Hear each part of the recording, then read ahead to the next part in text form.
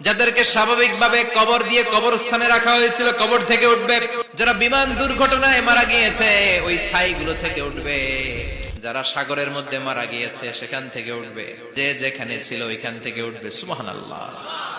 লক্ষ লক্ষ মানুষ উঠে বলবে আমাদের ঘুম ভাঙাইলো কে? ফেরেশতারা বলবে হাযা মা ওয়া'দার রহমান, আজকে হলো ওই দিন যেদিনের প্রতিশ্রুতি রহমান দিয়েছিল। সূর্যটা মাথার কাছে চলে আসবে সেদিন।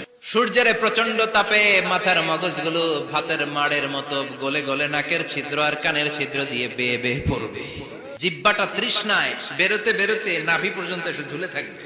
মা তার মেয়েকে দেখে দৌড়ে পালাবে, বাবা তার কলিজার টুকরা ছেলেরে চিনবে না। ও আয়েশা, দিনটা এত ভয়ঙ্কর হবে, বাঁচাও বাঁচাও ইয়া নফসি ইয়া নফসি বলে একবার ওই বিপদের দিনে মানুষ যে আকাশের দিকে এরকম তাকাবে, কার গায়ে জামা আছে কার গায়ে জামা নাই, ওই কথা মুহূর্তের মধ্যে ভুলে যাবে রে আয়েশা।